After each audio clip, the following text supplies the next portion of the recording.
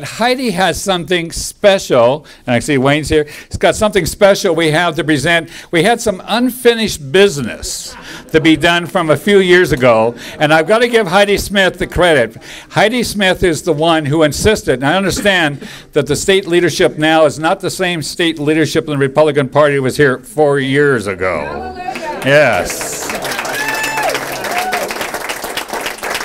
And Heidi Smith, as our National Committee woman, is going to tell you a little bit, and she's got a special presentation to make for some unfinished business. Heidi? How many of you were here in 2008? So I don't need to explain to any of you what really happened on that fateful day. But because of the situation, there were several of us who were not allowed to be delegates. And these were the people whose names were on those ballots that we eventually found after the convention was over. So I would like to tell you, I don't take the credit for having found them. There were several of us who were able to go and find them. And I would like to tell the Terhunes that they can now go to that convention in 2008.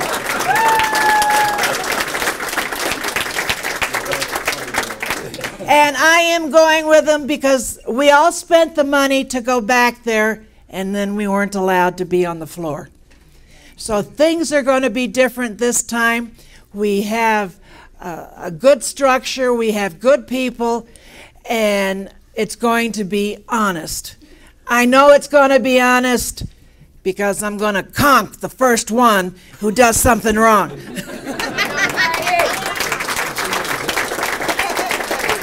And I got myself on the COA, the Committee on Arrangements, so I am going to work very hard to see that we get a hotel that's close to the convention center because I am a couch potato and I don't want to walk. So congratulations, Terhunes. We might be in Florida, but you're going to Minnesota.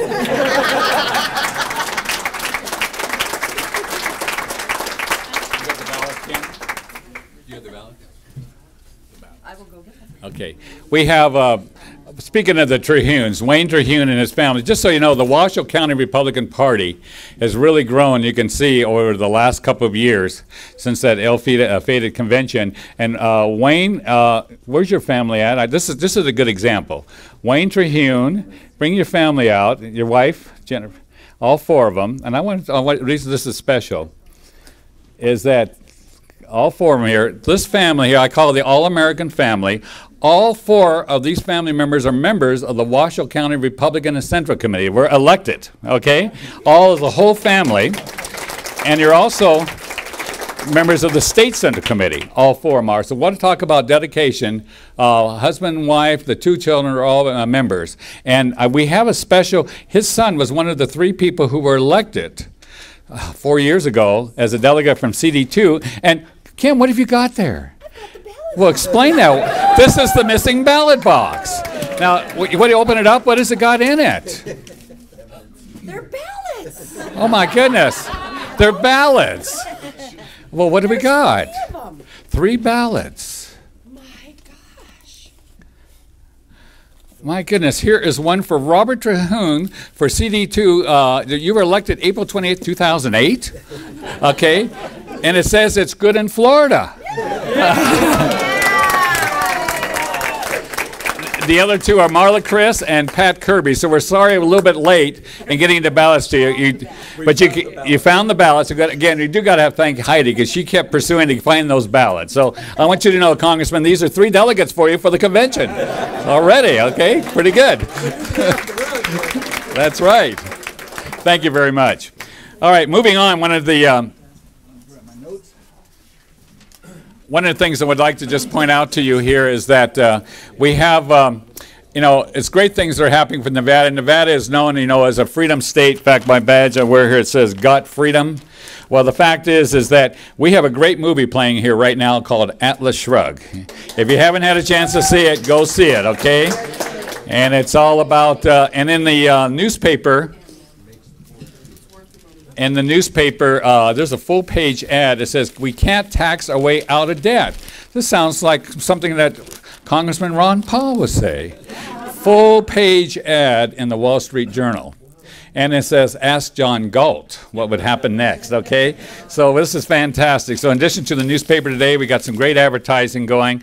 So if you get a chance, one of the things I would say to you, and this is one of the things that Congressman Paul has told me what's very important, and I've got to find it. I carry it around in my coat pocket on the right-hand side. And basically, it is the Declaration of Independence and the Constitution of the United States. We should all have that, okay, as constitutionalists. This is the great book. But also remember that Congressman Paul has got a couple of great books himself that he's come out with, too. So with that, also as far as the state goes and everything, again, the State Republican Party, we're really proud to have a congressman here today. And who could better introduce the congressman than our own Republican State Chairman and former State Senator, Mark Amadei. Mark is going to introduce the congressman. Thanks, Ralph. I know some of you are on a time limit. You didn't come here to hear me speak, so I won't disappoint you. I'm going to go through this fairly quickly. Congressman, we'd like to thank you for coming to the Terhune event. That concludes everything. If you have any questions, please catch anybody you can catch in the parking lot, and we're out of here, okay? No, but seriously, you know what? They said, Nevada's going to have this caucus thing, and it's in February. It's first in the West, and all of the pundits, none of you present media folks here included, unless you should be. Nobody will care about Nevada. It is a neat thing to have watched from the outside, Congressman, what happened in the 2008 convention, which culminated in the now famous Heidi Smith line a while back. Well, we found the ballots, let's just count them and get it all behind us. It's neat to be involved with you coming back, because I'll tell you what, in many ways it was a wake-up call for Nevada Republicans. And when I say Nevada Republicans, Michelle Bachmann's a Republican, Ron Paul's a Republican, Ronald Reagan was a Republican. It's Republicans. We all challenge each other and have different thoughts, but when you put the helmet on and strap it up, we're all Republicans. And to have Ron Paul come back here after the 2008 stuff, in the context of the coming caucuses, and to have a little fun with what I didn't know was the Terhune event, but it's going well. To have some fun with that and have you return to the Truckee Meadows and talk to these folks is great. We've got a guy here from the Keystone State, represents folks in the Lone Star State. I want to read just one thing for you that I think kind of sums it up. And this is from one of Dr. Paul's colleagues in the U.S. Congress. There are few people in public life who through thick and thin, rain or shine, stick to their principles. Ron Paul is one of those few.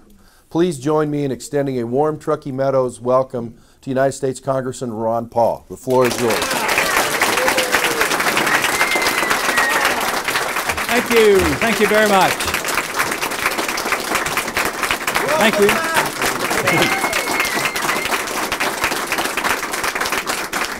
Thank you, Mark, and thank you, Ralph, and thank you, everybody, for coming. One thing I have gathered is that it looks like the revolution is not only continuing here, it looks like it's being led here. But another thing I've noticed is that you do believe in perseverance. I know a little bit about that. And you stuck to it, and you finally won, and you're on a roll, and things have changed, and truth does win out. And another thing I noticed that you're following one of my rules. If you're going to get involved, you're going to get involved in politics, and you're going to get involved in trying to figure out where we are in this nation and understanding economic, very, very serious stuff. We don't know what tomorrow will bring and whether it gets worse or better or what. But in the meantime, we're supposed to get together and have a good time. So I see that you do that, but we cannot ignore how serious our problems are. I thought I would briefly just go over a few things that are happening in Washington, and then talk, and then allow get some questions, because I think I can be helpful. If we get to that point and I don't talk too long and I don't have to run out and something like that, just shout out your questions so I hear them loud and clear. But no, it is a real delight to be here. The atmosphere, obviously, in the party here is different than it was 4 years ago, and there's lots of reason for that. But let me tell you, the atmosphere and the attitudes around this country are dramatically different from 4 years ago. And most of you know exactly what I've been talking about for a long time, and trying to get back to our roots and changing our foreign policy, emphasizing the monetary policy and why we have to address the subject of the Federal Reserve and why we have to address the subject of the deficit financing. There are more and more people now coming our way and realizing it. I noticed it immediately, after the election last go around. It was building, but because of those of us who follow the Austrian School of Economics, we weren't surprised and actually talked about a bubble. But did we get much reassurance from Bernanke when he was asked about the financial bubble and the housing bubble, whether there wasn't any? And even this week, we didn't get too much of reassurance from Bernanke.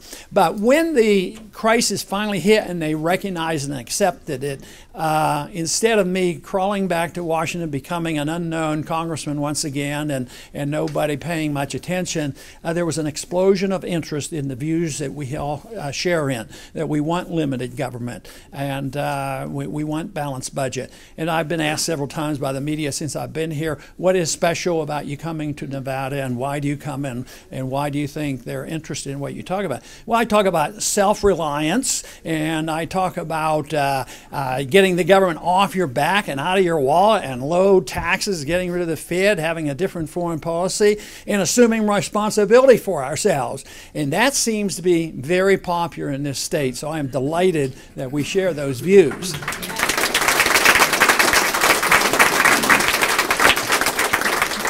We're moving in this direction around the country, and even in Washington there are better sentiments.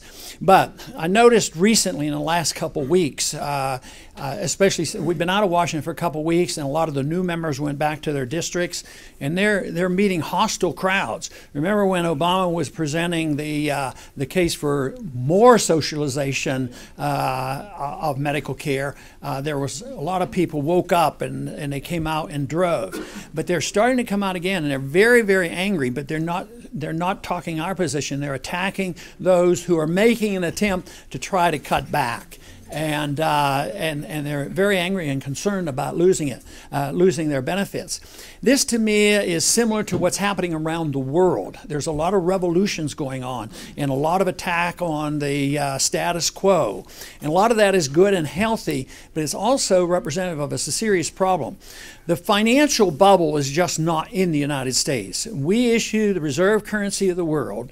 They take our dollars as if they were gold. They put them in the bank in their reserves, and they build their economy, and they expand their money supply. China has a bubble too, because they took all those dollars. They have $3 trillion in the bank, and they monetize this as well. So they, in many ways, do us a favor. But this is a worldwide event, and one of the main reasons why people are rioting in many of these countries is not so much that they understand all the details, but it narrows down to one thing. They can't afford to buy food. Food prices are going up worldwide. And guess what? Worldwide means food prices. I don't know what your food prices are doing here, but generally speaking, food prices are going up, and people see that. Energy prices, nobody argues about that. And of course, Bernanke was asked about this the other day, and food prices and energy goes up because there's higher demand. Third world nations are buying more food. You know, it's never the fact that there's a greater supply of money circulating, and that he tripled the money supply in a couple years, and maybe that has something to do with it. So people are much more aware of this than ever before. I believe that between now and next November, probably the biggest issue may well be, domestic price inflation, and this will finally get the attention of a lot of people. The big question is what are we going to do about it? Well, there was a time and a period of time when I got intensely interested in the subject of economics and getting involved in politics, and that had to do with what happened in 1971. Prices were going up too fast and balance of trade was off. We had a mess, and we had to literally default on our promises to pay foreigners gold for the dollars. And what did they do? They put wage and price controls on to try to keep prices down.